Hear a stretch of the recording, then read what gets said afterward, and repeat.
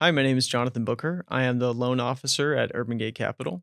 Hello, my name is Rok Jung. I'm a local investor in Nashville. Roke, I think just to kind of start it off from the top, what is your story of how you got into real estate in the first place? I'm from South Korea originally, and in college, I was struggling to find what I want to do after graduation.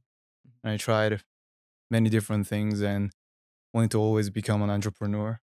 And real estate was a stable path towards that. I felt like so I tried it out, and that's how I got into it. It was Okay, in my junior year. awesome. So you decided that you're interested in getting into real estate, getting into entrepreneurship. What was the very first step that you took when you decided you wanted to start doing that? Did you start looking for a house that you thought would be a good flip? Where did you look? Did you do anything unusual, or is it what was the first experience like? The first deal and experience was after reading a book about wholesaling real estate. Hmm. So I went to a courthouse in Williamson County. Hmm. I went through probate records and I handwritten all those because they didn't allow me to bring in the electronic devices into the office and sent out letters to people who inherited properties. Fortunately, many people don't, but I got my first deal there, and that's how I started. That's awesome. How has that specific process changed over time? So you read a book that made you interested in wholesaling, you Mhm. start to look for deals, and you go to probate court and start sending letters.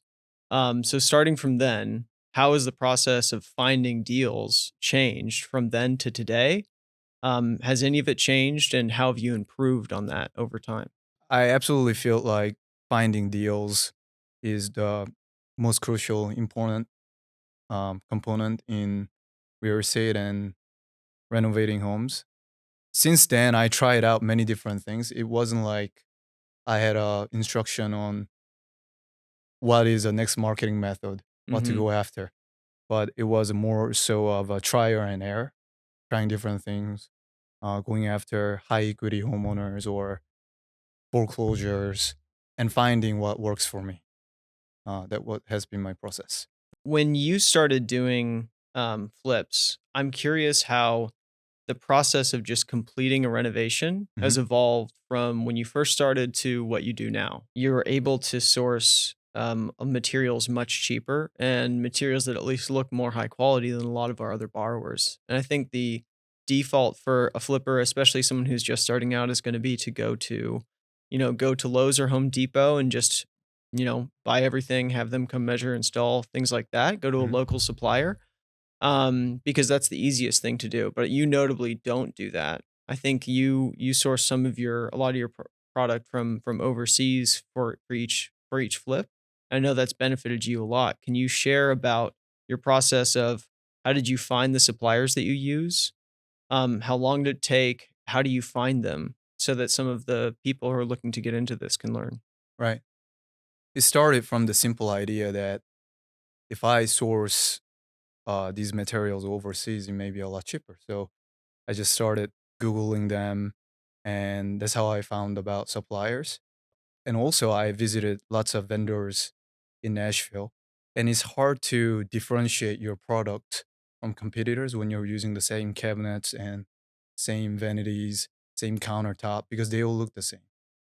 So my idea was to find something that I really like, and if I go overseas, that's a lot cheaper than default options here. For example, my realtor told me that type of cabinets that I'm using at one of my last flip that I did with you guys. She said at least it would take about 30,000 just for cabinets alone and vanity. But I was able to source that from China for 7,000, including quartz countertop, vanities, vanity countertops. So that's like almost 20 cents on the dollar. And I Hmm. would say that's a game changer. Do you always like to use the same, for example, contractor on a deal, or do you always change things up? Or do you like to keep the entire process the same every single time you do a flip? I think that's one of the hardest part of renovating homes that a lot of people don't talk about is sourcing contractors, and Mhm. it's very hard to find good quality contractors. So I've gone through a lot of them. It's like dating. but real money at stake.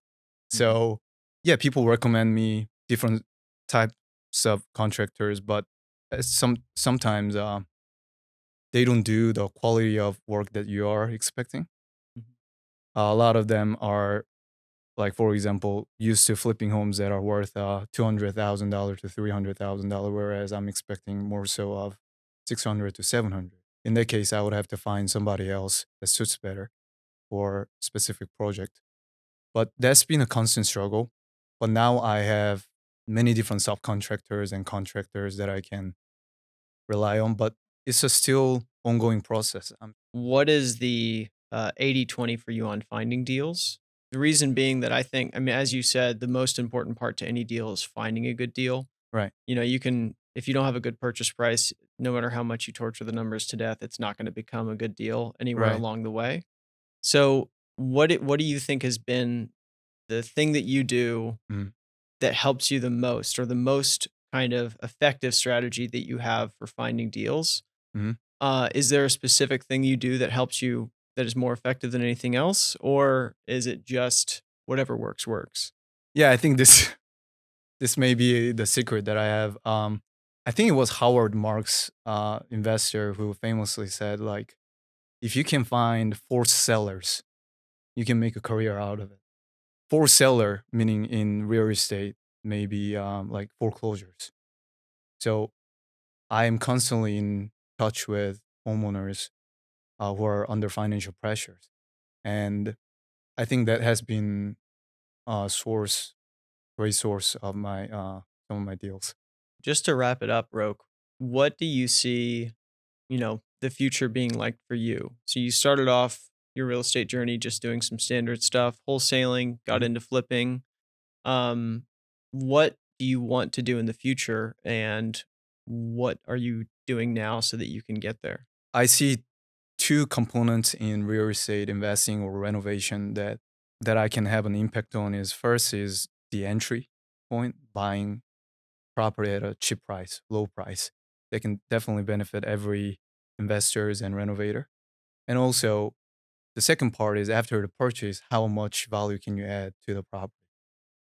So entry value you add, and then exit value you can add more.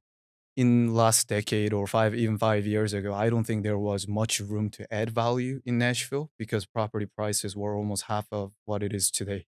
But in today's market, I see home prices going easily above 500 or 700 when you are in close proximity to Nashville.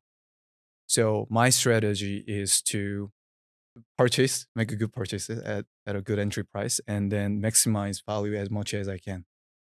And I don't think that strategy was available even 5, 10 years ago. Definitely price of homes have been appreciated where enough putting high end products and luxury products can have a larger return on your investment. So I think that's the area that I want to focus on. Awesome. Well, Rogue, thank you very much for your time. Thank you for having me. Thank you very much for watching. If you want to learn more, go to urbangatecapital.com and click invest or borrow.